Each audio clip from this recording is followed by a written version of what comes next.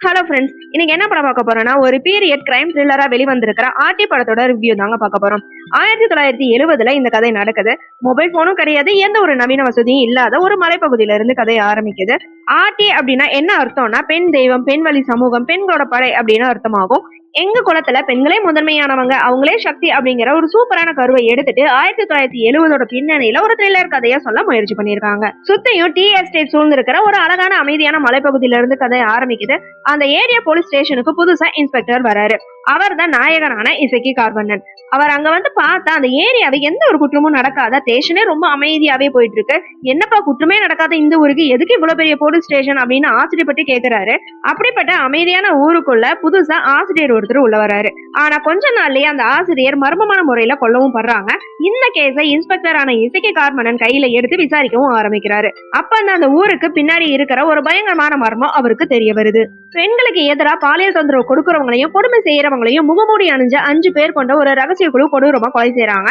இது ஏதோ இப்ப நடக்கிறது கிடையாது, ராஜா காலத்துல இருந்தே அந்த ஊர்ல தொடர்ந்து நடந்து வர ஒரு வழக்கமா இருக்கு. இப்போ அந்த முகமூடி போட்டிருக்கிற அந்த 5 பேர் யாரு, அவங்களோட பின்னணி என்ன, ரொம்ப நல்லவளா இருக்கிற அந்த வாத்தியார் ஏன் கொலை செய்யப்பட்டாரு, ஒரு கட்டத்துல இந்த கேஸ் அந்த ஊர் எம்எல்ஏ தம்பி வரைக்கும் ஏன் போச்சு அப்படின்னு பல கேள்விகளுக்கு பதில தேடி போலீஸ் விசாரணைன்னு ஒரு பக்கம், இன்னொரு பக்கம் மதுரையில இருந்து வர ஒரு ஆராய்ச்சி மாணவி சொல்ற விஷயங்கள் அப்படின்னு கதை கிளைமேக்ஸ் நோக்கி நகருது. சரி, இன்டர்வலுக்கு அப்புறம் கதை சூடு பிடிச்சு கிளைமேக்ஸ்ல அந்த 5 பேர் யாரு, வாத்தியாரை யார் கொலை செஞ்சாங்க அப்படின்னு எல்லாத்துக்குமே ஆன்சர் கிடைச்சிரும் அப்படின்னு உட்காந்து பார்த்தா இயக்குனர் அங்கதான் ஒரு பெரிய ட்விஸ்ட் வச்சிருக்காரு. படத்துல தெரிஞ்ச முகமா வர அபின் நட்சத்திராவுக்கு பெரிய பில்டப் எல்லாம் கொடுத்து அவங்க குழந்தைகளுக்கு பாடம் சொல்லி கொடுக்குற சீன் எல்லாம் வருது. இவங்க தான் இந்த கொலைக்கு பின்னாடி இருப்பாங்களோ, கதையில ஏதோ ட்விஸ்ட் ஏற்படுத்த போறாங்க அப்படின்னு நினைச்சா இயக்குனர் அங்கேயும் ஏமாத்திருக்காரு. கிளைமேக்ஸ்ல பல கேள்விகளுக்கு ஆன்சரே பண்ணாம மீதி கதையை பார்ட்டோல பார்க்கலாம் அப்படிங்கிற மாதிரி முடிச்சிட்டாங்க. இதனால படம் முடிஞ்சதுக்கு அப்புறம் ஆர்டியோட தலைப்பும் புரியாம கதையும் முழுசா புரியாம ஓரளவு கொஞ்சம் குழப்பமே இருந்துச்சுன்னே சொல்லலாம். படத்தை முழுமையா பார்த்துட்டோம் அப்படிங்கிற ஒரு ஃபீல் வரவே இல்ல. தேசனோட இசை ஓகேவா இருக்கு, சில இடங்களை பின்னணி இசை தான் படத்தை தாங்கி பிடிச்சிருக்கேன்னு சொல்லலாம். மலைப்பகுதியோட அழகையும் 1970 சூழலையும் அழகாவே காட்டியிருக்காங்க. இசைக்கு கார்பனன் ஜீப் ஓட்டிட்டே விசாரிச்சுட்டு இருக்காரு, ஆனா பெரிய அளவுல நடிக்கலங்கிற மாதிரிதான் இருக்கு. திரைக்கதை ரொம்ப ஸ்லோவா போகுது, நீளமான காட்சியும் கொஞ்சம் பொறுமை சோதிக்கிற மாதிரியும் இருக்கு.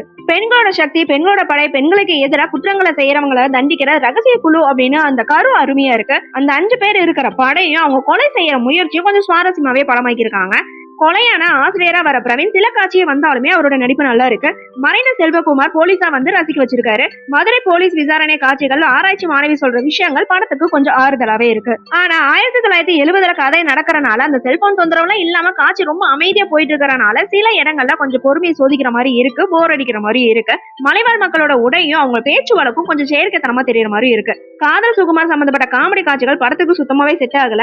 எம்எல்ஏ தம்பி சம்பந்தப்பட்ட சீனும் வசனமும் கொஞ்சம் எரிச்சலாவும் இருக்கு. ஆக மொத்தத்துல ஆர்டி படம் எப்படி இருக்குன்னு கேட்டீங்கன்னா ஒரு நல்ல ஐடியா, ஆனா சுமாரான எக்ஸிகியூஷனா போயிடுச்சு. இயக்குனர் கையில எடுத்த கரு அருமையா இருக்கு, ஆனா திரைக்கதையை மாத்தி சுவாரஸ்யமா கொடுக்கறதுல கோட்டை விட்டுருக்காருன்னு சொல்லணும். பார்ட் 2 எடுக்கணும் அப்படிங்கறதுனால பார்ட் 2 கொஞ்சம் அறகுறையா விட்ட மாதிரியே இருக்கு. ரொம்ப பொறுமையா போற ஒரு பீரியட் த்ரில்லர் பார்க்கணும்னு நினைக்கிறவங்களுக்கு இந்த படம் கண்டிப்பா செட் ஆகும். மத்தபடி த்ரில்லர் படத்துக்கே ஆனா அந்த விறுவிறுப்பை எதிர்பார்த்துட்டு போனீங்க அப்படின்னா ஏமாற்றமா தான் மிஞ்சும். ஓகே ஃப்ரெண்ட்ஸ், நெக்ஸ்ட் வீடியோல பார்க்கலாம். இந்த வீடியோ உங்களுக்கு பிடிச்சிருந்தா லைக், ஷேர், சப்ஸ்கிரைப் பண்ணுங்க. தேங்க்யூ.